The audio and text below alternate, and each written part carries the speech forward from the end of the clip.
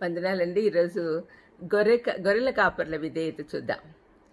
లూకా 2:15లో ఆ దూతలు తమ యొద్ద నుండి పరలోకమునకు వెళ్ళిన తర్వాత ఆ గొర్రెల కాపర్లు జరిగిన ఈ కార్యంను ప్రభు మనకు తెలియజేయించి ఉన్నాడు. మనం బెత్లెహేం వరకు వెళ్ళి చూద్దాం రండి అని ఒకరితో ఒకటి చెప్పుకొని వెళ్లారు. యేసుప్రభు జననం గురించి వినిన వెంటనే వారు విధేయత చూపించడానికి నిర్ణయించుకున్నారు. యేసుప్రభు యొద్దకు ఒక వ్యక్తి ఏ విధంగా చేరాలో అందులోని 2 ప్రథమ క్రియలు ఈ కాపర్ల స్పందనల ద్వారా మనం తెలుసుకోవచ్చు. అదేంటే దేవుని యొద్ద నుండి ప్రకటన వచ్చింది. ఆ ప్రకటనను వారు విశ్వసించారు. మనం కూడా సువార్త విన్నప్పుడే విశ్వసించాం. వినటం వల్ల విశ్వాసం పెరుగుతుంది. అదే జరిగింది గొర్రెల కాపర్ల విషయంలో. రక్షకుని జననం గురించి మొదటిగా ఎవరూ ఊహించలేనటువంటి గుంపు వారికి వచ్చింది. ఆ కాలంలో కాపరులు సంఘంలో అత్యంత హీన స్థాయిలో ఉన్నారు. వారికి చదువు రాదు, వారికి ఏ తలాంతులు లేవు అని అనుకునేవారు. అంతేకాక నూతన నిబంధన కాలంలో కూడా వారు మోసగాళ్ళు, నమ్మకస్తులు కాదు, ఏ పని చేత కాదు, ఎవరు ఇష్టపడిన వ్యక్తులు. ఎంత చిన్నచూపంటే వారు న్యాయస్థానంలో సాక్షులుగా ఉండడానికి కూడా అర్హత లేదు.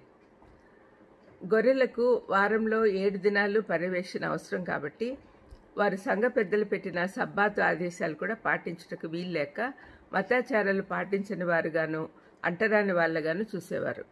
అయితే దేవుని దృష్టిలో వారు చాలా గౌరవం పొందుకున్నారు.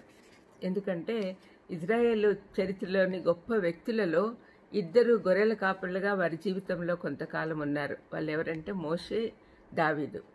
అంతెందుకు, దేవుడే తనని తాను ఇజ్రాయేళ్ల కాపరిగా పిలుచుకున్నాడు. యేసుప్రభు నేను గొర్రెలకు మంచి కాపరిని అని అన్నాడు. వారందరూ కూడా తగ్గింపు స్వభావంతో సాత్వికులై ఉంటారు. ఇక్కడ చెప్పబడిన ఈ కాపరులు దైవభక్తి కలిగి ఉండి ఇజ్రాయేల్ విమోచన కొరకు కనిపెట్టువారై ఉన్నారు కాబట్టి దూత చెప్పిన శుభవార్తను వెంటనే నమ్మారు. గొర్రెలను జాగ్రత్త పరచుటకు వేరే వారికి అప్పగించి త్వరగా వెళ్లి మరియా, యోసేపు శిశువును చూశారు. వీరున్న ప్రదేశానికి బెత్లెహేం 2 మైళ్ళ దూరంలో ఉంటుంది. తొట్టిలో పండుకొని ఉన్న శిశువుని చూసి దూత తమకు చెప్పిన వార్త సత్యమని నమ్మి విశ్వాసం పెంపొందించుకున్నారు. వారికి యోసేపు మరియలకు నడుమ మంచి సంభాషణ జరిగి ఉండొచ్చని అనుకోవచ్చు. వారి మాటలు విన్న ఆ దంపతులు కూడా తమకు పుట్టిన బిడ్డను గురించి వినిన సంగతులన్నీ నిజము అని గ్రహించి ఉండొచ్చు. వీళ్ళకి దేవదూత వచ్చి చెప్పడము, అవన్నీ వాళ్ళకి చెప్పడము, అవన్నీ జరిగి ఉంటాయి. గొర్రెల కాపలు చూపించిన విధేయత ఇంకొకటి ఏమంటే వారు చూస్తున్న విషయాలు, వినిన విషయాలు అందరికీ చెప్తూ వారు ఎన్నాళ్ళ నుండి వేచి ఉన్న మెస్సయ్య జన్మించాడని చెప్పారు. అందుకే కాపర్లు మొదటి సువార్థికులైనారు. వారు వినిన దాన్ని నమ్మారు, సత్య ప్రకారం నడిచారు. వారు వినిన శుభవార్త ఇతరులకు చెప్పకుండా ఉండలేకపోయారు. వారి తగ్గింపు స్వభావము, విధేయత, సువార్త చెప్పడానికి వారికి ఉన్న ఆసక్తి, ఆకాంక్షలు అందరికీ ఆదర్శప్రాయం. ప్రార్థన చేసుకుందాం. దయామయడ యేసునాయన స్తోత్రం ప్రభువా. తండ్రి, ఈ ఉదయకాలం నా గొర్రెల కాపర్ల విధేయత గురించి మేము విన్నాం తండ్రి, జ్ఞాపకం చేసుకున్నాము.